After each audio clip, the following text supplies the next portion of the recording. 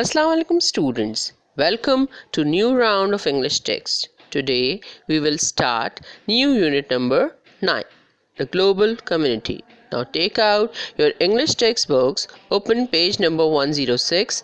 The name of the unit is the global community.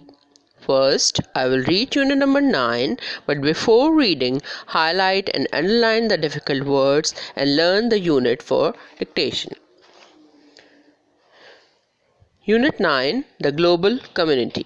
Before you read, do you know what a community is? Think about some of the groups that you can identify with. Are they part of a community? A community is a group of people with something in common. This does not have to be the place where they live. It could be their nationality, their religion, their culture, their profession, their language, or simply the fact that they are all members of the human race. Point number 1.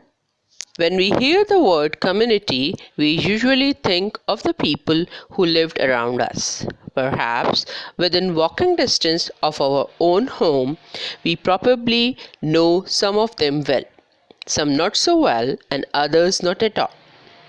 They may be all the inhabitants of our village or in a large town or city. Those who live in our immediate neighborhood, members of the community, get together to socialize, to help one another, to protest against things that will harm the area in which they live, or to campaign for things that will improve it. Point number 2. However, the term can be interpreted in a much broader sense. Its resemblance to the word common is not coincidental. Both have the same Latin origin. A community is a group of people with something in common. This does not have to be the place where they live. It could be their nationality, their religion, their culture, their profession, their language, or simply the fact that they are all members of the human race. Now move on to page 107. Point number 3. The boundaries of national communities are clear. You have only to look at a map of the world to see where they begin and end. But other types of communities are less well defined. Within each country, there may be several different religious communities such as Christians, Muslims, Hindus, Jews, and Buddhists. In an ideal world, all these groups would live together in harmony and work together for the greater good of the nation as a whole. Sadly, this is sometimes not the case. Point number 4. Language is another unifying factor that crosses national boundaries. The English-speaking community comprises not only the inhabitants of Britain, North America, Australia, and New Zealand, but also those of many African and Asian nations where English is the official language. Similarly, Spanish is spoken in some countries of South America and French is widely used outside France.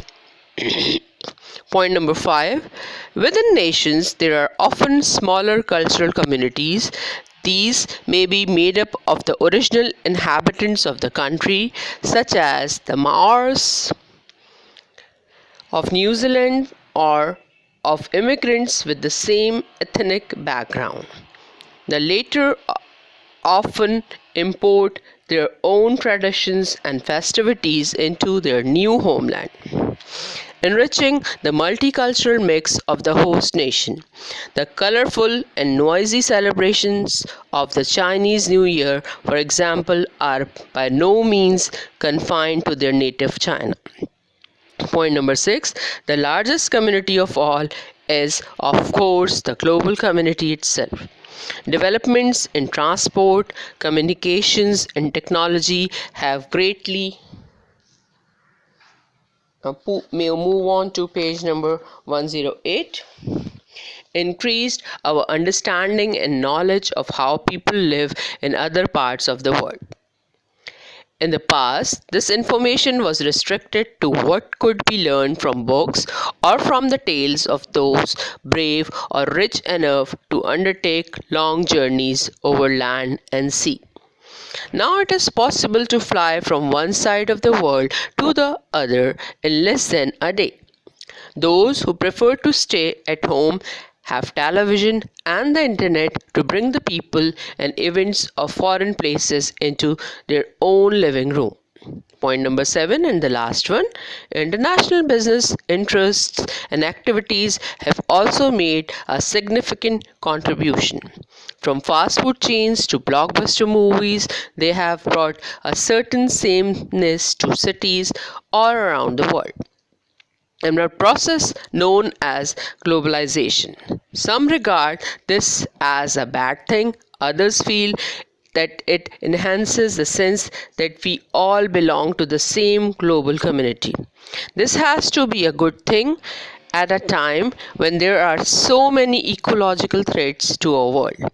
Just as the inhabitants of a small rural or urban community might unite to oppose an undesirable new development in their locality. So, the inhabitants of the global community must unite to protect the planet as a whole. Thank you, students. Allah Hafiz.